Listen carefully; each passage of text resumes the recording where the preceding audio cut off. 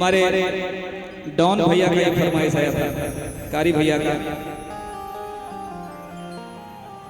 हरे ओढ़नी के रंग पियर और जादू चला रहल बा, लागे की जैसे खेतवा में ओ लागे की जैसे खेतों में सरसों फुला रहल बा, कि मारे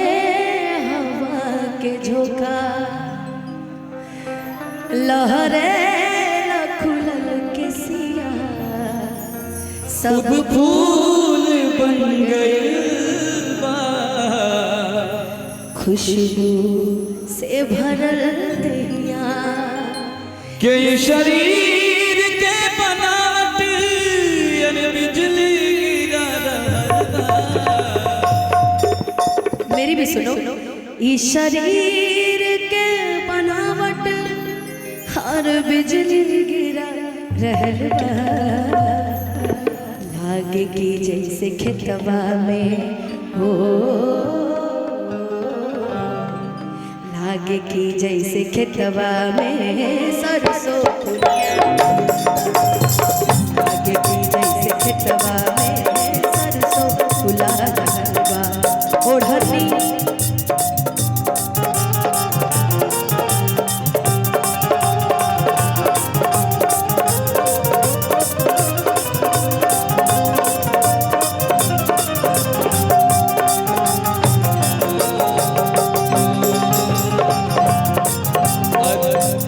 ओढ़नी के रंग पिया, ओढ़नी के रंग पिया, ओढ़नी के रंग पिया और बिजली गिरा रहल बा, लागे की जैसे खेतवा में ओ लागे की जैसे खेतवा में सरसों फुला रहल बा, लागे की जैसे खेतवा में सरसों फुला रहल बा। अरे ओढ़नी के रंग पिया, ओढ़नी के रंग पिया,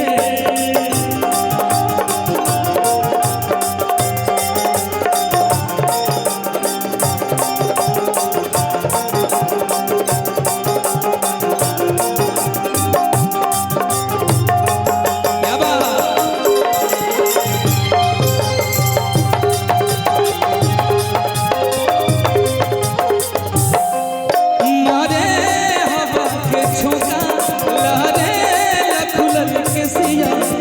फूल बन गए खुशबू से भरल दहिया,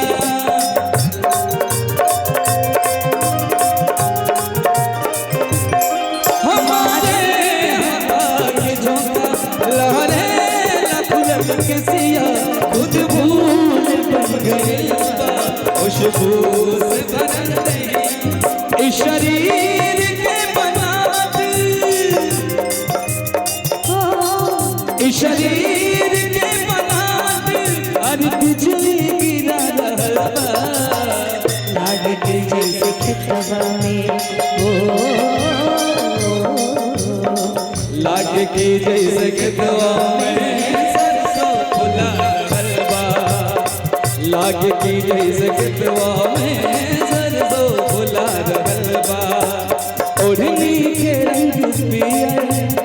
ओढ़नी के रंग पिया,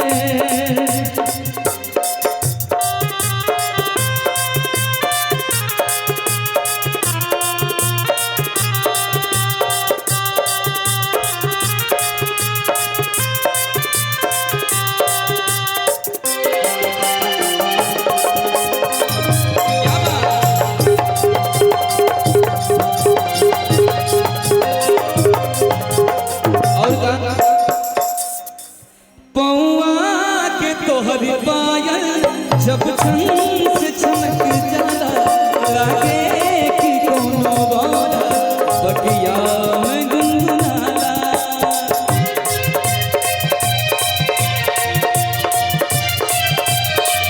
पौआ के तोहरी पायल जब छन से छनक जाला लागे कि कोनो मोरा बगिया में गुनगुनाला ऐसन बोलेला बोलिया मिसरी से खुल जाला तारीफ तू करेला तो प्यार हो ही जाला मुस्कान तोहरे दिल के और बिजली गिरा रहल बा आगे की मुस्कान तोहरा दिल पे बिजली गिरा रहल बा लागे की रे जगतवा में हो लागे की रे जगतवा में सरसों फुला रहल बा लागे की रे जगतवा में सरसों फुला रहल बा ओढ़नी के रंग क्या बात? पियर ओढ़नी के रंग पियर ओढ़नी के रंग पियर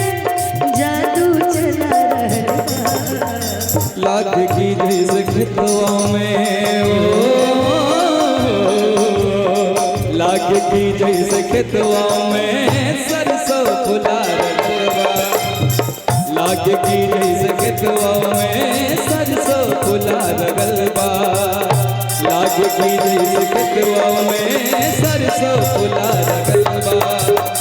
लागे की जैसे खेतवा में सरसों फुला रहल बा लागे की जैसे खेतवा में और सरसों फुला रहल बा। आइए